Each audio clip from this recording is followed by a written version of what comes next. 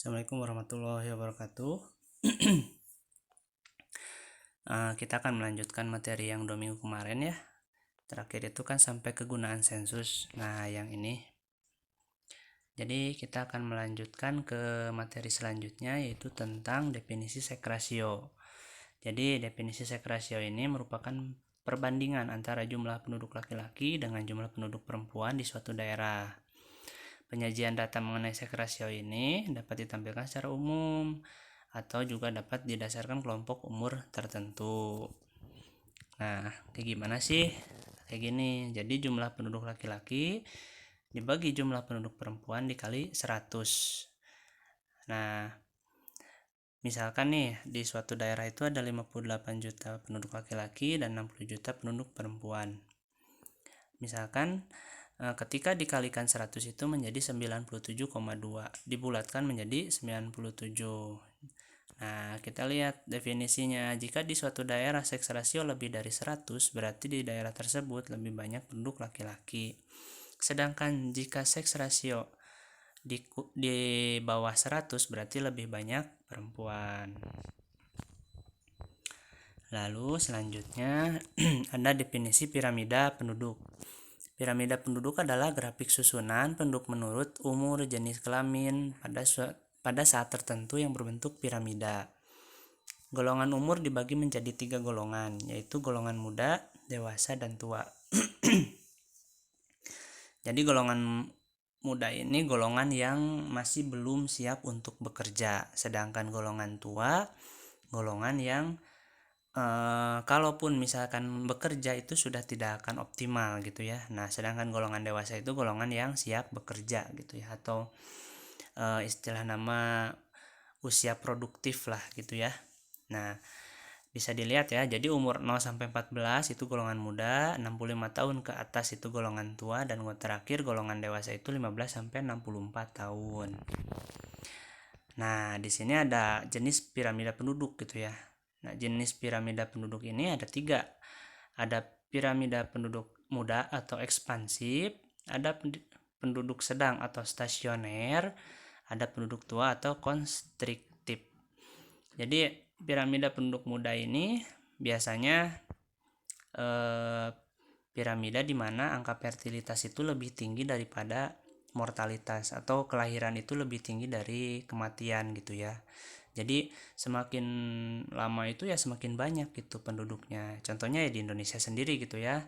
Tahun 2010 itu masih sekitar 250 jutaan. Nah, sekarang itu udah 270 juta. Bayangin, berarti selama 10 tahun ini penduduk Indonesia itu sudah bertambah sebanyak 20 juta orang gitu ya. Lalu ada piramida penduduk sedang atau stasioner. Jadi penduduk piramida ini bentuknya itu kotak gitu ya. Piramida yang berbentuk kotak ini berarti mengartikan di mana fertilitas dan mortalitas ini seimbang gitu ya. Di mana misalkan sehari itu yang lahir 1000 orang. Nah, yang meninggalnya pun ya 1000 orang. Berarti kan itu istilahnya seimbang lah gitu ya. Nah, maka bentuknya pun ya seperti kotak gitulah. Lalu ada piramida penduduk tua. Piramida penduduk tua ini menggambarkan jumlah penduduk tua lebih besar daripada jumlah penduduk muda. Seperti kukusan terbalik gitu ya. Nah, ini biasanya terjadi ketika mortalitas atau angka kematian ini lebih tinggi daripada angka kelahiran gitu ya. Dimana sih ada yang seperti itu? Nah, contohnya yang paling banter itu, yang paling terlihat itu di Jepang gitu ya, dimana angka kematian itu sangat tinggi tapi angka kelahirannya itu sangat rendah gitu ya, sehingga ada program untuk istilahnya yang punya anak akan dibiayai pemerintah. Nah, itu karena penduduk Jepang yaitu karena semakin sedikit dan semakin enggan untuk menikah dan punya anak gitu ya. Nah, ini di sini ada kegunaan piramida penduduk gitu ya. Ada 3: mengetahui maju mundurnya jumlah penduduk, mengetahui perbandingan jumlah laki-laki dan perempuan, ada juga sebagai perbandingan jumlah golongan muda, dewasa, dan tua untuk mengetahui jumlah tenaga produktif. Jadi terlihat nih di sini, misalkan tenaga produktif ini atau yang siap kerja ini di suatu negara ini bisa ditentukan melalui piramida penduduk gitu ya. Nah, ini di Indonesia nih. Lihat nih, ada yang umur 65 tahun ke atas. Lihat juga ada yang dari 0 sampai 14 tahun. Lihat juga ada yang 15 sampai 64 tahun ya. Misalkan nih berarti kan 7 baris pertama itu 65 tahun ke atas itu kan sangat sedikit lah gitu ya. Lalu ada ada juga 0 sampai 14 tahun, lihat sangat tinggi gitu ya angka kelahirannya. Tapi memang apabila dibandingkan dengan umur 15 sampai 64 tahun ya sangat jomplang lah ya gitu, sangat sangat terlihat perbedaannya gitu ya, banyaknya gitu ya. Lalu selanjutnya ada rasio ketergantungan atau dependensi rasio. Nah, dependensi rasio ini apa sih gitu kan? Perbandingan antara jumlah penduduk 0 sampai 14 tahun ditambah dengan umur 65 tahun ke atas dibagi 15 sampai 64 tahun ke atas. Nah, jadi golongan tua plus golongan muda dibagi golongan dewasa dikali 100. Nanti terlihat nih misalkan di sini. Nah, lihat dulu angka nomor 3 ya. Jadi semakin rendah menunjukkan semakin rendahnya beban yang ditanggung penduduk produktif di suatu negara, sedangkan kalau misalkan semakin tinggi persenannya berarti semakin besar ketergantungan usia muda terhadap keseluruhan penduduk gitu ya. Jadi seperti di Indonesia tadi gitu kan. Jadi yang banyak bekerja itu ya memang di umur-umur yang memang produktif gitu ya. Karena ya enggak sangat melimpah gitu ya, stoknya gitu, sangat banyak gitu ya. Sedangkan di negara-negara yang mempunyai angka mortalitas atau angka kematian yang lebih tinggi, biasanya yang bekerja itu ya udah pada tua-tua lah gitu ya, karena ya itu nggak ada lagi gitu ya. Lalu selanjutnya, nah ini ada faktor penyebab dinamika penduduk atau berubahnya jumlah penduduk gitu ya. Ada 4: kelahiran, kematian, imigrasi, dan emigrasi. Imigrasi ini apa sih gitu kan? Imigrasi ini adalah jumlah masyarakat yang keluar negeri gitu ya, atau misalkan berpindah kewarganegaraan lah gitu. Nah, kalau emigrasi terbalik, jadi sama berpindah kewarganegaraan tapi dari luar ke Indonesia gitu, menjadi warga Indonesia. Tapi kalau imigrasi menjadi penduduk di luar negeri gitu ya, di suatu negara berbeda gitu. Kalau kelahiran dan kematian sudah jelas lah ya, berarti kelahirannya dan kematiannya di suatu negara. Nah, ini ada hubungan demografi. Nah, hubungan demografi ini ketika berbicara tentang fertilitas itu sangat erat hubungannya tentang biologi dan lingkungan gitu ya. Jadi ya memang kan istilahnya kalau kelahiran itu banyak dipelajari di mata pelajaran biologi. Nah, sedangkan lingkungannya itu sendiri lebih ke istilahnya budayanya gitu ya. Atau misalkan nih di suatu daerah anaknya paling sedikit 3-4, kan jarang tuh kalau misalkan ada yang satu, kan aneh. Makanya ya mau nggak mau mengikuti lah gitu ya, masih masih enggan untuk ber-KB atau apalah gitu ya. Nah, itu hubungannya dengan lingkungan gitu ya. Nah, lalu ada mortalitas atau angka kematian, ekonomi dan sosial gitu ya. Kalau ekonomi apa sih? Ya ini jelas, dimana misalkan angka yang mortalitasnya tinggi, kematiannya tinggi, itu kan kebanyakan memang yang kelaparan lah gitu ya, maaf ya, misalkan kayak di Afrika gitu kan, itu angka kematiannya tinggi karena keadaan ekonomi gitu ya. Nah, kalau misalkan kayak Jepang itu bukan karena ekonominya tapi karena sosialnya gitu, dimana orang-orang di sana ya secara sosial tidak mau untuk ya enggan lah gitu untuk menikah gitu ya, dan apalagi sampai mempunyai anak, sehingga ya terjadilah gitu ya angka mortalitas yang tinggi dibanding angka fertilitasnya gitu. Nah, kalau migrasi atau perpindahan ini biasanya erat kaitannya dari politik atau teknologi. Nah, kalau misalkan yang ini misalkan nih ada seorang yang istilahnya berpindah ke warga negaraan. Nah itu kan biasanya ada banyak dipelajari di politik lah gitu ya ininya, keilmuannya gitu. Lalu selanjutnya, nah ini ada teori kependudukan, ada teori Malthus, an essay on population. Penduduk berkembang menurut deret ukur gitu kan, 1, 2, 4, 8, sedangkan bahan pangan berkembang menurut deret hitung gitu ya, 1, 2, 3, 4, dimana suatu saat akan kekurangan bahan pangan gitu ya. Jadi menurut Marx, semakin banyak jumlah manusia maka akan semakin banyak produksi pangan yang dihasilkan gitu ya. Nah di sini ada teori Davis juga mengungkapkan bahwa penurunan fertilitas diakibatkan adanya faktor-faktor yang mempengaruhi terjadinya konsepsi adalah dengan pemakaian alat kontrasepsi gitu ya. Jadi angka kelahiran itu bisa berkurang gitu ketika orang-orang itu ya sudah malas punya anak gitu ya. Jadi udahlah pakai alat kontrasepsi aja gitu ya. Ya pokoknya gitulah, ngertilah kalian juga lah ya. Lalu selanjutnya ada teori transisi demografi. Jadi apa sih teori transisi demografi? Perubahan penduduk terjadi dari tingkat pertumbuhan stabil tinggi ke tingkat pertumbuhan rendah. Jadi kalau stabil tinggi itu fertilitas dan mortalitas tinggi gitu ya. Tapi kalau pertumbuhan rendah, fertilitas dan mortalitas ini rendah gitu ya.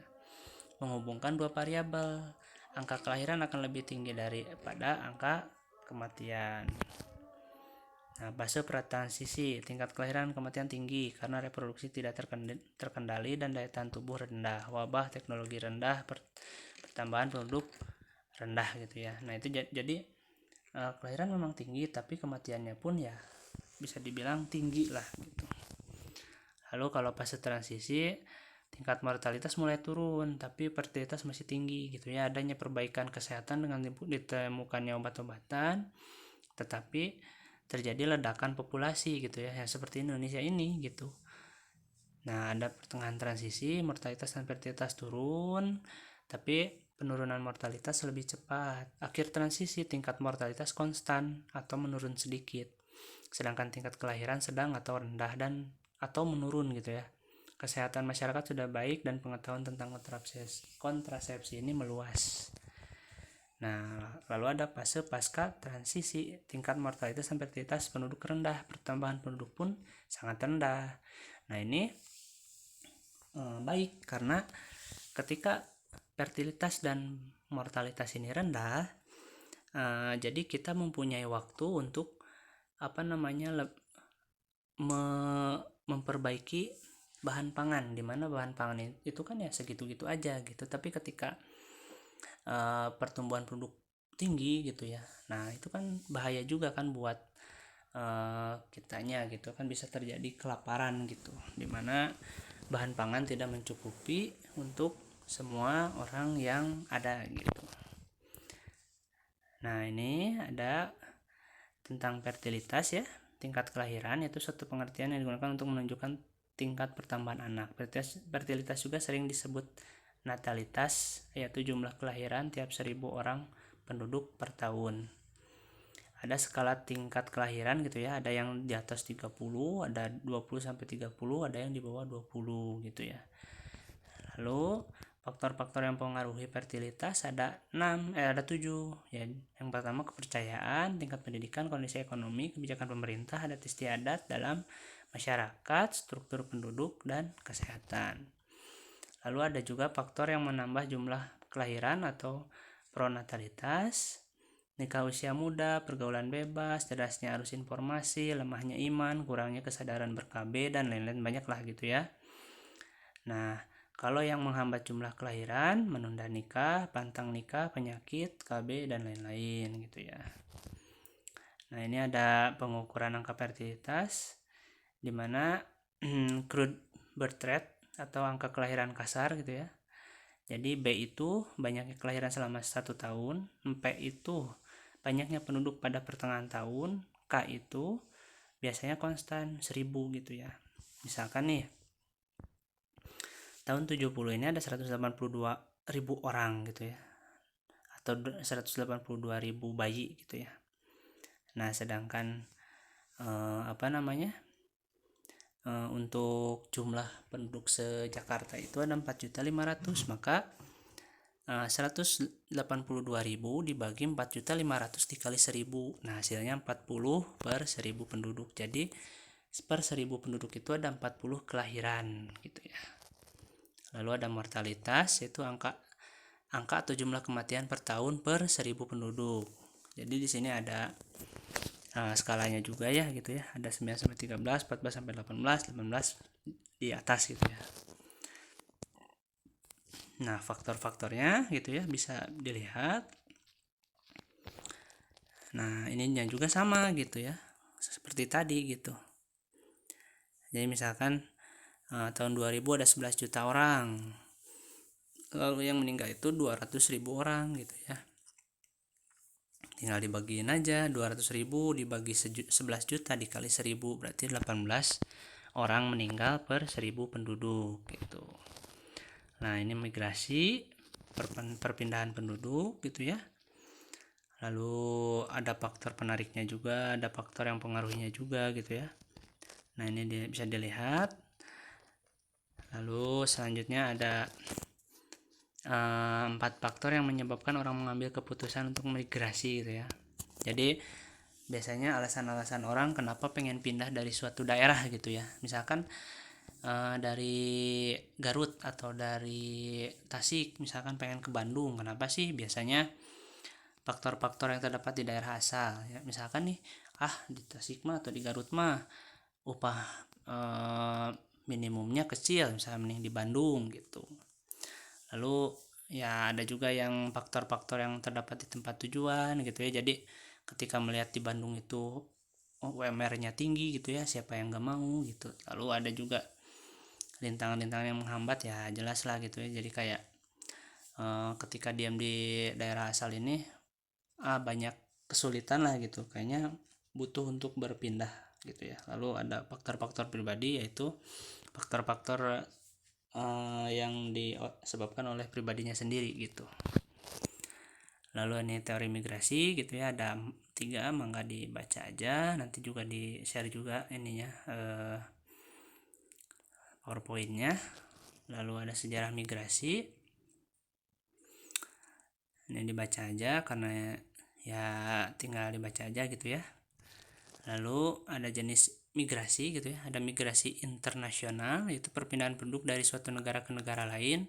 Ada migrasi internal ya, jadi masih dalam satu negara gitu ya, misalkan dari Garut ke Tasik atau dari Bandung ke Indramayu kemana lah gitu ya, itu masih internal. Tapi kalau misalkan dari Indonesia ke Singapura atau Indonesia ke Malaysia, nah itu migrasi internasional. Nah, ini ada migrasi sirkuler atau migrasi ulang-alik. Jadi kalau sirkuler ini musiman gitu ya. Musiman itu kayak gimana sih? Ya misalkan lagi musim lebaran.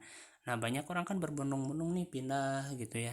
Lalu ada juga kalau migrasi ulang-alik ya itu komuter. Jadi emang tiap hari gitu meninggalkan tempat tinggalnya. Jadi yang kerja luar kotaan lah gitu. Nah, ini pertama perhitungan angka migrasi gitu ya, lifetime migration. Jadi ada yang perpindahan seumur hidup, ada juga yang recent migration, atau recent ini masih masih ada batas waktunya lah gitu ya. Ada juga yang total migration gitu ya, dimana seorang dikatakan sebagai migran bila dia pernah bertempat tinggal di tempat yang berbeda dengan tempat tinggal waktu survei gitu. Jadi kalau total migrasi ini ya misalkan di Bandung tahun 70, pindah ke Jakarta tahun 80. Nah, ketika tahun 80 ini bisa disebut sebagai total migration gitu. Nah, kalau urbanisasi, perpindahan dari desa ke kota gitu ya. Nah, ini biasanya banyak dilakukan oleh orang-orang yang berada di daerah gitu ya, atau berada di desa gitu, karena mencari penghidupan yang lebih baik gitu. Lalu ada transmigrasi. Kalau transmigrasi ini antar pulau. Jadi misalnya dari Jawa ke Sumatera, dari Jawa ke Irian, dari Jawa ke Sulawesi, Jawa ke Kalimantan gitulah ya. karena pemerintah ingin pembangunannya ini merata gitu. Nah, lalu ini ada imigrasi dari dari luar ke dalam. Kalau emigrasi dari dalam ke luar gitu. Kalau remigrasi dari misalnya dari dalam, misalkan ya dari Indonesia pindah ke Singapura lalu pindah lagi ke Indonesia nih, ini disebutnya remigrasi. Ini ada isu-isu kependudukan gitu, ada 3. Misalkan di sini incipient decline, transitional growth, dan high growth potential. Jadi ditandai dengan angka kelahiran rendah, kematian rendah pula gitu ya. Ini biasanya di Amerika, Australia gitu ya. Kalau transitional growth ditandai dengan angka kelahiran tinggi tapi angka kematiannya rendah gitu ya. Biasanya ini di Indonesia gitu. Atau banyak negara Eropa Timur atau Amerika Latin lah gitu. Kalau high growth potential, angka kelahiran tinggi tapi angka kematian belum ada yang dapat dipercaya. Akibatnya pertumbuhan penduduknya belum bisa dicek secara benar gitu. Ya, jadi ini kayak di Afrika, di Timur Tengah gitu ya. High growth potential. Nah, kalau ledakan penduduk ini kan